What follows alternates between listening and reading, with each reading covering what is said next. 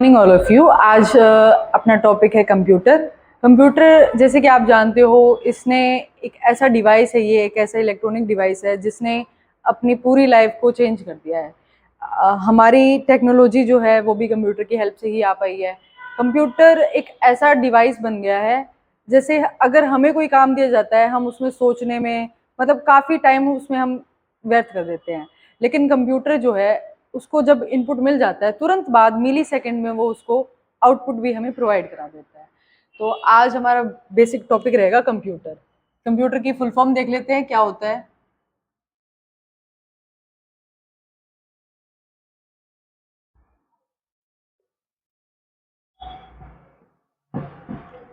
Common operating machine, particularly used for technical and educational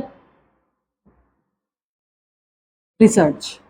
मतलब एक ऐसी कॉमन ऑपरेटिंग मशीन है जो टेक्निकल और एजुकेशन के वर्क रिसर्च को प्रोसेस करती है।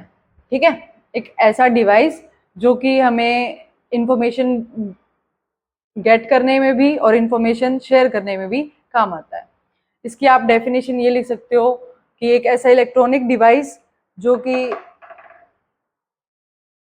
Computer is an electronic device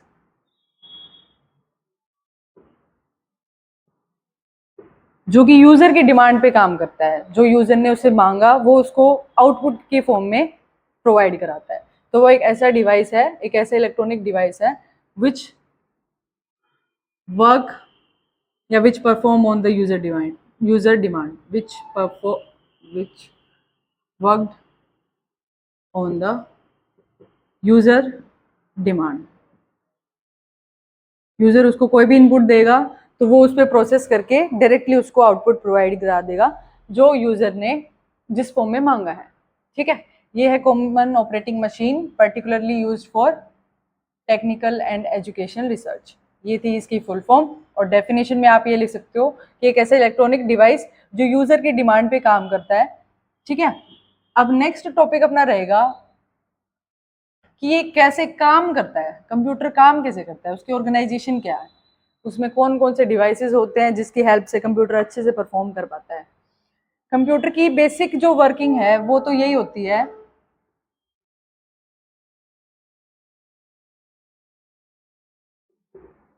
सबसे पहले यूजर इसको इनपुट देगा। इनपुट के बाद कंप्यूटर का काम रहेगा उस पर प्रोसेस करना। इनपुट की हेल्प से कंप्यूटर को काम मिल गया कि उसे क्या करना है। प्रोसेस में वो कंप्यूटर उसके ऊपर प्रोसेस करेगा कि यूजर ने जो इनपुट दिया है उसका क्या निचोड़ होगा, उसका क्या सॉल्यूशन होगा। ठीक है, प्रोसेस के बाद उसका आउटपुट होगा कि क्या आउटपुट कंप्यूटर ने देना है, किस फॉर्म में देना है, जो यूजर की डिमांड थी उसके अकॉर्डिंग वो आउटपुट है कि नहीं है। ये बेसिकली कंप्यूटर की वर्किंग होती है, इनपुट, प्रोसेस और आउटपुट। अब इसका पूरी एक्सप्लेनेशन के साथ हम इसकी ऑर्गेनाइजेशन कर लेते हैं कैसे होता है, और इसका भी एक एग्जाम्पल ले लेते हैं। लाइक अगर हमें किसी ने बोला कि 5+5 का हमें आउटपुट चाहिए और वो भी कंप्यूटर की हेल्प से। हम यूजर हैं, हमने इनपुट दे दिया 5+5।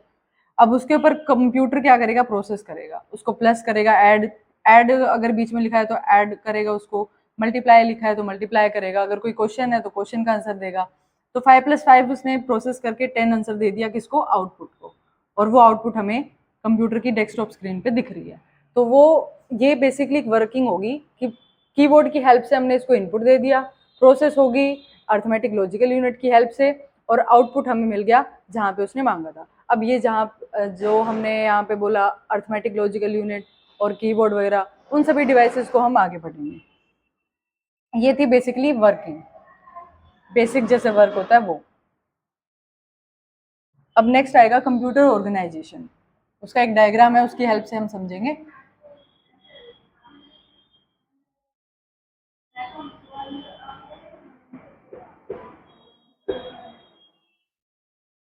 इसमें सबसे पहले अपना होता है इधर इनपुट डिवाइस,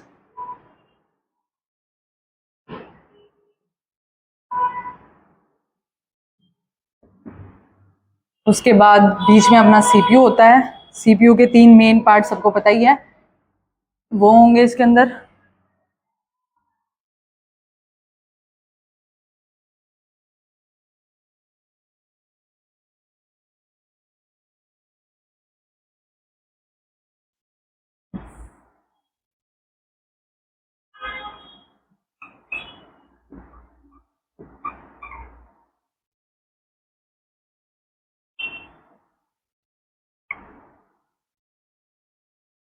सबसे पहले यहाँ पे होती है मेमोरी यूनिट,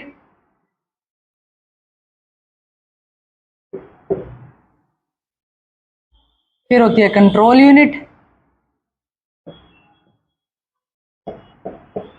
और उसके बाद होती है अर्थमेटिक लॉजिकल यूनिट, एएलयू।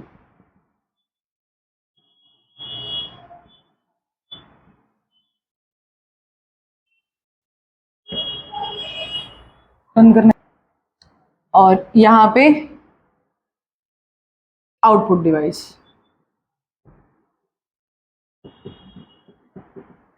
ये बेसिकली अपना एक स्ट्रक्चर है कंप्यूटर ऑर्गेनाइजेशन का। ये जो मेन डब्बा है जिसके अंदर ये 3 पार्ट्स आ रहे हैं, उसको हम बोलते हैं सीपीयू, सेंट्रल प्रोसेसिंग यूनिट, जो अपना कंप्यूटर का ब्रेन होता है, जिसकी हेल्प से ही कंप्यूटर प्रोसेस कर पाता है। सॉरी। सबसे पहले आता है इनपुट डिवाइस। इनपुट डिवाइस का काम क्या होता है कि यूजर ने उसको इनपुट दिया, वो कंप्यूटर को प्रोवाइड कराना है इसमें। और इसका दूसरा ये काम भी होता है, अपनी लैंग्वेज होती है हिंदी, इंग्लिश और कोई भी लैंग्वेज, पंजाबी होगी, जिसमें हमने इसको दे दिया इनपुट, लेकिन कंप्यूटर उस लैंग्वेज को बिल्कुल भी नहीं समझता। तो इनपुट डिवाइस का ये काम रहता है, वो उसको डिजिटल में, बाइनरी लैंग्वेज में कन्वर्ट करके देगा। ठीक है, बाइनरी लैंग्वेज की हेल्प करके, और वो उसको बाइनरी लैंग्वेज में कन्वर्ट करके देगा। तो इसमें आप ये पॉइंट लिख सकते हो, एक तो ये हो गया कि ये इनपुट देता है किसकी हेल्प से, कीबोर्ड हो गया अपना, कीबोर्ड भी एक इनपुट डिवाइस है, माउस हो गया, इनकी हेल्प से इनपुट दिया जा रहा है। दूसरा पॉइंट ये हो गया कि ये कन्वर्ट करता है, it converts input into digital form, या फिर बाइनरी लैंग्वेज भी लिख सकते हो, into digital form by using binary language. Binary language, binary का मतलब क्या होता है, 2 वर्ड। तो बाइनरी लैंग्वेज अपनी होती है 0 और 1 वाली, जो कंप्यूटर समझता है। सिर्फ 0 और 1 को ही कंप्यूटर समझता है। हम सोचते हैं कि हमने इंग्लिश में जो लिख दिया वो कंप्यूटर उसका डायरेक्टली हमें दे देता है, लेकिन उसके अंदर प्रोसेस होती है, वो बाइनरी लैंग्वेज में कन्वर्ट करके दे रहा है इनपुट उसको, उसके बाद वो उस पर प्रोसेस कर रहा है, उसके बाद हमें आउटपुट मिलता है, आउटपुट भी हमें कन्वर्ट होके मिलता है, मतलब हमारी लैंग्वेज में मिलता है, ताकि हमें कोई दिक्कत ना हो समझने में। तो इनपुट डिवाइस एक ऐसा डिवाइस है जो आपके कंप्यूटर को इनपुट देता है, समझाता है कि उसे करना क्या है। ठीक है, दूसरा पॉइंट ये होगा कि वो उसको डिजिटल फॉर्म में कन्वर्ट करके देता है बाइनरी लैंग्वेज के अंदर 0 और 1 की हेल्प से। तो ये इनपुट डिवाइस हो गया। अब इससे नेक्स्ट अपना आता है सीपीयू, जो प्रोसेस करने में काम आता है। ठीक है, इसमें अर्थमेटिक लॉजिकल यूनिट होती है, फिर कंट्रोल यूनिट होती है, फिर मेमोरी यूनिट होती है। अर्थमेटिक लॉजिकल यूनिट क्या होती है, एएलयू। इसको, इसके नाम में ही इसका मतलब है कि अर्थमेटिक कौन से फंक्शंस होते हैं, जैसे मल्टीप्लिकेशन हो गया, डिवीजन हो गया, सब्ट्रैक्शन हो गया, वो सारे अर्थमेटिक के अंदर आते हैं। और लॉजिकल में कौन से आते हैं, less than, greater than, equal to, ये सब लॉजिकल में आते हैं। तो इन दोनों जो वर्ड्स हैं, इन दोनों का कंक्लूजन यही हुआ कि plus, minus, multiply, divide, greater than, equal than, ये जितने भी हैं उन सभी फंक्शंस को ये वाली यूनिट ऑपरेट करती है, ये वाली यूनिट मैनेज करती है, और यही यूनिट उनका आंसर निकाल के कंट्रोल यूनिट को आगे देती है। तो एएलयू की आप आगे लिख सकते हो कि अर्थमेटिक लॉजिकल यूनिट होती है। अर्थमेटिक का मतलब क्या हुआ, उसके अंदर प्लस आएगा, माइनस आएगा, मल्टीप्लाई आएगा और डिवाइड आएगा। ठीक है, एडिशन, सब्ट्रैक्शन, मल्टीप्लिकेशन, डिवीजन, ये वाले जो जितने भी फंक्शन है वो अर्थमेटिक यूनिट क्या करती है, मैनेज करती है। और लॉजिकल में कौन से हो गए, less than, greater than, equal to, ये सब लॉजिकल में हो गए। तो ये जितने भी ऑपरेशन है वो सारे के सारे एएलयू की हेल्प से मैनेज किए जा रहे हैं। ठीक है, तो वो ALU यूनिट होती है। ये सारे के सारे operations, these operations are managed bye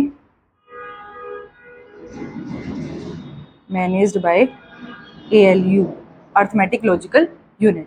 तो अब जैसे हमने पहले एक एग्जांपल लिया था 5+5 करके, वो इनपुट में था 5+5, इनपुट ने कीबोर्ड से हमने टाइप किया 5+5, टाइप हो गया।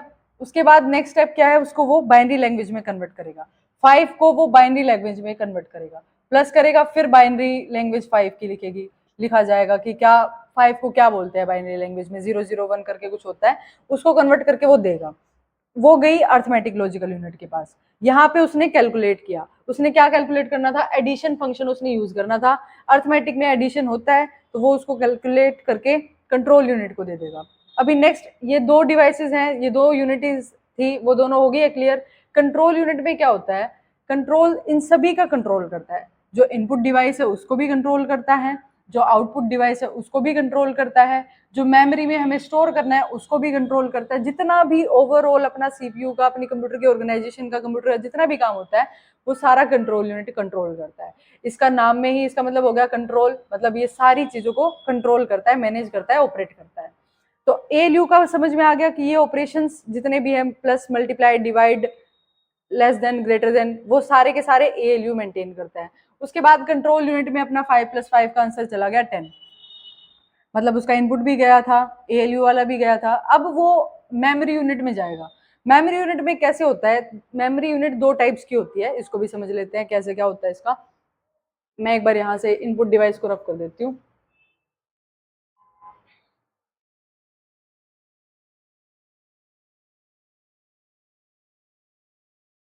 मेमोरी यूनिट दो टाइप्स की होती है। मेमोरी में पहली आती है प्राइमरी मेमोरी,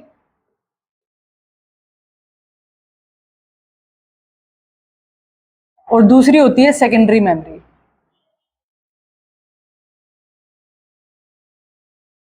प्राइमरी मेमोरी में कौन से मेमोरीज आती हैं, जो अपनी रैम होगी और रोम होगी, वो आती है प्राइमरी में। ठीक है, मतलब इनके अंदर डाटा स्टोर होगा, परमानेंटली भी होगा रोम में, लेकिन वो क्या होता है, वो सिर्फ कंप्यूटर में रहता है। ठीक है, रैम का क्या मतलब होता है, रैंडम एक्सेस मेमोरी,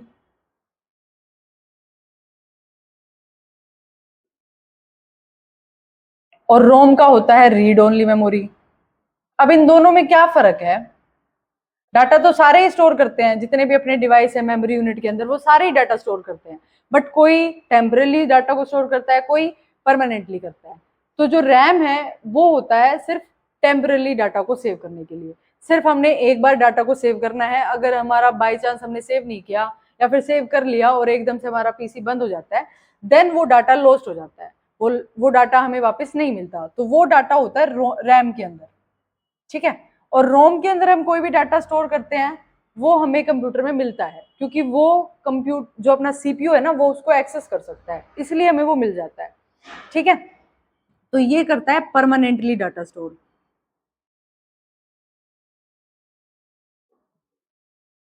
और ये डाटा को क्या कर सकता है, सीपीयू इसके डाटा को एक्सेस कर सकता है, सीपीयू कैन एक्सेस इट। अगर सीपीयू इसको एक्सेस कर लेगा तो ऑब्वियस है सीपीयू आंसर दे देगा आउटपुट में, लेकिन कुछ डिवाइसेस ऐसे होते हैं जो हमें बाहर से कनेक्ट करने पड़ते हैं, वो डिवाइसेस सेकेंडरी मेमोरी में आते हैं।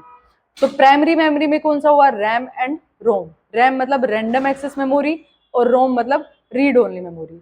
रैम सिर्फ टेम्परली डाटा को स्टोर करता है, ये क्या करेगा, सिर्फ टेम्परली डाटा को स्टोर करेगा। और रोम जो है वो परमानेंटली डाटा को स्टोर करता है, और सीपीयू इसको एक्सेस कर सकता है। सीपीयू इसको कभी भी एक्सेस कर सकता है जब भी उसको आउटपुट की जरूरत होती है, और इसके अंदर वो डाटा अगर स्टोर है तो वो आउटपुट में उसको प्रोवाइड करा देगा। तो मेमोरी में दो मेमोरी होती है, प्राइमरी डिवाइस भी बोल सकते हो, मेमोरी भी बोल सकते हो। प्राइमरी मेमोरी होगी और एक सेकेंडरी मेमोरी होगी। प्राइमरी का दोनों हो गया रैम एंड रोम। सेकेंडरी अब कर लेते हैं। सेकेंडरी में डिवाइसेस आते हैं जैसे अपनी हार्ड डिस्क होगी, पेन ड्राइव होगी, जिसके अंदर बहुत लार्ज फाइल्स को हम उसके अंदर स्टोर कर सकते हैं। ठीक है, और वो एक बाहर का डिवाइस है। पेन ड्राइव आप सभी ने देखी होगी, पेन ड्राइव बाहर का एक एक्सटर्नल छोटा सा डिवाइस होता है, वो दिखने में ही छोटा है लेकिन उसके अंदर बहुत बड़ी बड़ी फाइल्स एप्लीकेशंस जो है स्टोर हो सकती हैं। तो सेकेंडरी मेमोरी में आप लिख सकते हो हार्ड डिस्क या पेन ड्राइव। ये भी डाटा को क्या करता है, परमानेंटली ही स्टोर करता है। परमानेंटली डाटा स्टोर हो गया, लेकिन ये बाहर का एक्सटर्नल डिवाइस है, इसी रीजन से सीपीयू इसको एक्सेस नहीं कर पाता। यही एक मेन रीजन है जिसकी वजह से सीपीयू इसको एक्सेस नहीं कर पाता। सीपीयू कांट एक्सेस इट, और यही इनका मेन रीजन है इनके दोनों बीच में डिफरेंस का। किसके बीच में, प्राइमरी का जो रोम डिवाइस था उसके बीच में, और सेकेंडरी का जो अपना हार्ड डिस्क और पेन ड्राइव है उनके बीच में। क्योंकि जो रोम है वो परमानेंटली डाटा तो स्टोर करता है, बट वो सीपीयू एक्सेस कर सकता है उस डाटा को, लेकिन अपना जो सेकेंडरी में जो डाटा होता है वो सीपीयू एक्सेस नहीं कर सकता, क्योंकि वो एक बाहर का छोटा सा डिवाइस है। जब हम उसके अंदर उसको कंप्यूटर के साथ कनेक्ट करते हैं, जब भी अपने को डाटा वो मिलता है, ठीक है, अदरवाइज हमें वो डाटा नहीं मिल पाता। तो मेमोरी में अपने ये दोनों हो गए हैं, प्राइमरी मेमोरी और सेकेंडरी मेमोरी। एक बार रिकैप कर लेते हैं। प्राइमरी मेमोरी में कौन कौन से थे, एक रैम था और एक रोम था, ठीक है। रैम एक ऐसा डिवाइस है जो टेम्पररी डाटा को स्टोर करता है, मतलब अगर हमने डाटा स्टोर कर लिया और बाय चांस अपना पीसी बंद हो जाता है तो वो डाटा लॉस्ट हो जाता है। लेकिन रोम के अंदर क्या होता है, डाटा तो परमानेंटली होता है, लेकिन इसकी ये डिसएडवांटेज है कि लार्ज फाइल भी स्टोर नहीं कर पाता, जैसे अपने सेकेंडरी स्टोरेज कर लेते हैं, और इसको सीपीयू एक्सेस कर लेता है, ठीक है, क्योंकि ये अपने कंप्यूटर के अंदर ही होता है। और सेकेंडरी मेमोरी में क्या था, सेकेंडरी मेमोरी में हार्ड डिस्क हो गया, पेन ड्राइव हो गया, जो लार्ज लार्ज फाइल्स को क्या करता है, स्टोर कर सकता है। इसका ये पॉइंट भी लिख सकते हो कि स्टोर लार्जर फाइल। जैसे पहले के टाइम में हम पेन ड्राइव की हेल्प से गाने भी दूसरे कंप्यूटर में शेयर करते थे, मूवीज भी शेयर करते थे, तो वो सारे इन्हीं की हेल्प से हो पाती है ना। सेकेंडरी मेमोरी वो बहुत बड़ी फाइल्स को स्टोर कर लेता है। तो ये हो गया मेमोरी सारा, ठीक है।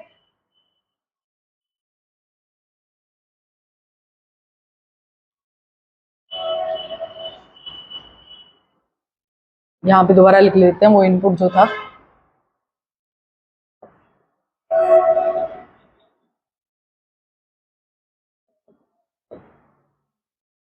क्या करता है ये कीबोर्ड और माउस इसके ऐसे डिवाइसेस होते हैं जिनकी हेल्प से हमें इनपुट मिलता है,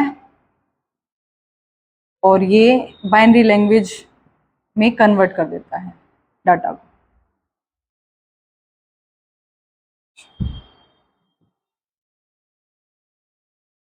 लिख सकते हो कन्वर्ट बाइनरी लैंग्वेज, कन्वर्ट। तो ये इनपुट डिवाइस था, ठीक है। जैसे हमने एग्जांपल लिया था 5+5 का, इनपुट ने एएलयू को दिया, एएलयू ने कैलकुलेट करके कंट्रोल यूनिट को दिया, कंट्रोल उसको मेमोरी यूनिट में दे रहा है कि कहाँ पे उसे स्टोर करना है, ठीक है, रैम में करना है, रोम में करना है, सेकेंडरी स्टोरेज में। सेकेंडरी स्टोरेज तो अपना बाहर का डिवाइस है, तो वो तो बाहर का डिवाइस कनेक्ट करना पड़ेगा जब जाके उसमें डाटा स्टोर होगा। उसके बाद जो अपना आउटपुट आ गया 5+5 का आंसर 10 आ गया, वो 10 वो आउटपुट को दे रहा है कि जैसे यूजर ने मांगा था, अगर उसने किसी डेस्कटॉप की स्क्रीन पे मांगा है तो वो डेस्कटॉप की स्क्रीन पे देगा उसको, अगर उसने प्रिंट की कमांड दी है तो वो प्रिंट करके देगा, ठीक है। तो वो यूजर के आउटपुट की डिमांड होती है कि जहां पे उसने आउटपुट मांगा है वहां पे वो उसको शो कर देता है। तो लाइक आउटपुट डिवाइस हमें डेस्कटॉप की स्क्रीन पे दिख सकता है, प्रिंटर की हेल्प से दिख सकता है, और एक्सेट्रा बहुत सारी चीजें होती है जहाँ पे आउटपुट लिया जाता है। तो 5+5 का जो आंसर आया 10, वो आउटपुट से हमें मिल गया, मतलब यूजर को मिल गया। तो ये बेसिकली जो कंप्लीट कंप्यूटर की वर्किंग है वो ये थी, input, arithmetic logical, control unit, memory unit और आउटपुट डिवाइस। तो ये था हमारा आज का topic, computer organisation. Thank you.